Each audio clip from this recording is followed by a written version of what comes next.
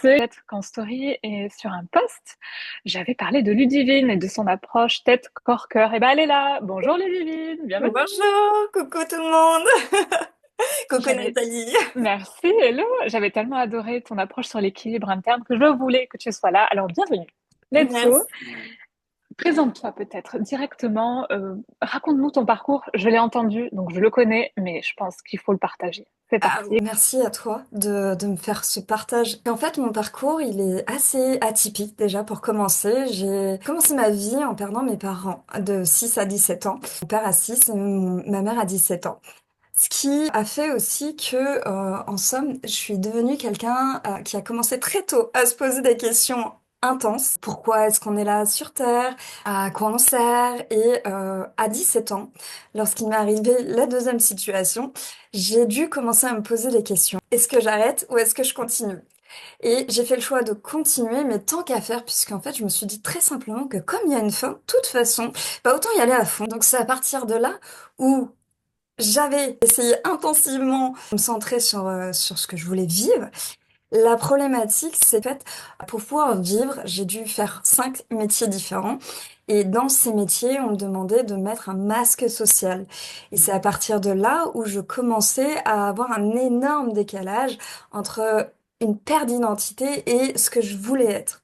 Vraiment le décalage philosophique, cœur, et le décalage intellectuel avec ce qu'on me demandait. Donc il a fallu plusieurs années pour commencer à me construire. Mais j'avais quand même une ligne directrice, ce qui a fait qu'à mes 27 ans, j'ai réussi à réaliser tous mes rêves, tout l'accomplissement de ce que j'avais dit lorsque j'étais enfant, je l'ai clôturé à mes 27 ans. Magnifique, bravo. Je pense que ça va inspirer ouais, plus d'une et plus d'un. Et vraiment, on ressent cette passion et cette mission de vie que tu as en tant que coach de vie. Et ça fait sens d'être dans ce métier-là, n'est-ce pas? Et comment définirais-tu d'ailleurs cette mission de coach de vie? Fait la transposition entre un psychologue et un coach de vie, c'est quoi la différence? C'est qu'un psychologue, on va parler du passé. Le coach de vie, c'est quoi? C'est que là, on va parler du présent vers le futur. Et c'est en allant dans cette direction que parfois on va parler du passé pour avancer. Là où il y a une énorme différence, c'est que le coach de vie, lui, va mettre en application des actions concrètes. Ça va permettre au cerveau d'avoir une meilleure dynamique pour attirer ce qui lui était arrivé.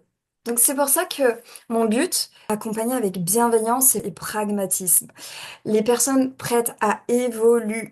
Parce que je sais que ce que c'est de chercher sa place, il est puissant de vivre une vie où l'on peut enfin être soi-même. Mon objectif final, aider le maximum de personnes qui veulent oser exister. Il y a bien un pays qui reflète le plus le libre arbitre, c'est la France. Un pays de l'intelligence humaine qui a toujours fait grandir l'intelligence collective, le pays du partage, de l'innovation, de l'invention, le foyer des droits de l'homme. Je pense qu'il est important d'offrir autour de soi ce qu'on aurait voulu voir enfant. Bon, c'est un peu ouais, l'esprit des Lumières Hmm. et tu réunis tout ça pour que tes clients, en fait, passent d'un point A à un point B. Et je trouve que cette vision du coaching, elle est assez unique.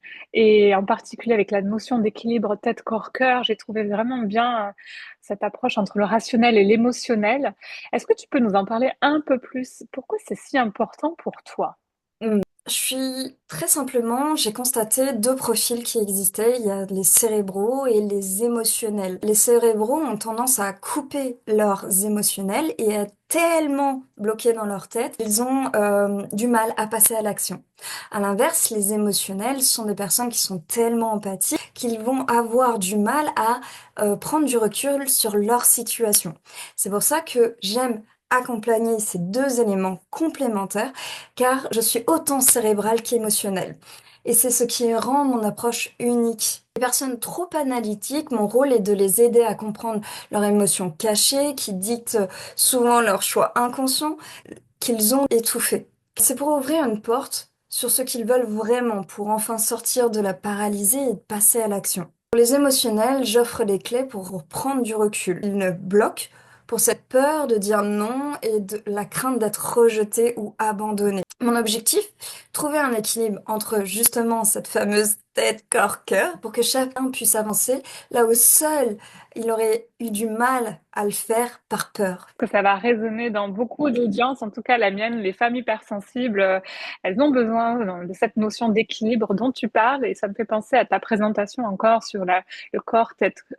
Je pense que tu vas prochainement refaire une masterclass, non? Peut-être pour ceux qui ne l'auraient pas vu, ça serait ouais, l'occasion d'y participer. Mais complètement. Je vous invite à venir me rejoindre. D'ailleurs, vous pouvez me prendre en lien sur mon compte Instagram. Vous pouvez me parler sur mon WhatsApp. Comme ça, vous avez le temps de pouvoir communiquer avec moi. Et oui, je fais une masterclass le 20 février 2025 à 20 heures. Donc, je vous invite vivement à venir découvrir les pourquoi est-ce qu'on bloque mentalement et d'où vient nos émotionnels. Et pourquoi est-ce que le cerveau a du mal à vouloir changer et quel est son rôle de protection. Et au travers de ça, on va faire aussi des exercices pour que vous puissiez apprendre à revoir vos besoins, vos nécessités pour l'orienter parfois vers les autres, mais aussi pour vous. Merveilleux. Écoute, je pense que tout ça donne envie et la masterclass va être utile pour beaucoup d'entre nous. Peut-être pour finir, est-ce que tu aurais un dernier mot à nous partager pour conclure cette interview et quel message tu aimerais faire passer à ceux qui hésitent à se faire accompagner? Avec grand plaisir. Je pense que, en fait, nous sommes sur une génération bloquée émotionnellement ou intellectuellement parce que nous sommes en mode survie. En fait, moi, l'approche de cette masterclass a pour but de vous faire soulever un peu vos croyances, vos peurs, vos craintes et vos doutes pour que vous puissiez vous rendre compte où est votre blocage. Et c'est à partir de là où on va pouvoir commencer à travailler plus précisément sur ce que vous avez besoin et en sur-mesure parce que chacun est différent. Et donc, c'est à partir d'ici où, au travers de cette confiance de communication, on va pouvoir établir une nouveauté en vous. Je dis souvent que si on a des craintes, la confiance en moins, c'est parce qu'on ne nous a pas donné assez confiance. Donc on a besoin parfois d'entendre des choses qu'on n'a pas entendues alors qu'on avait besoin pour se construire. Je pense que ça va résonner encore dans beaucoup de personnes et vraiment bravo Ludivine pour tout ça, pour ta présence, ta présentation, ta personnalité, ton approche du coaching et bonne prochaine masterclass fin février alors.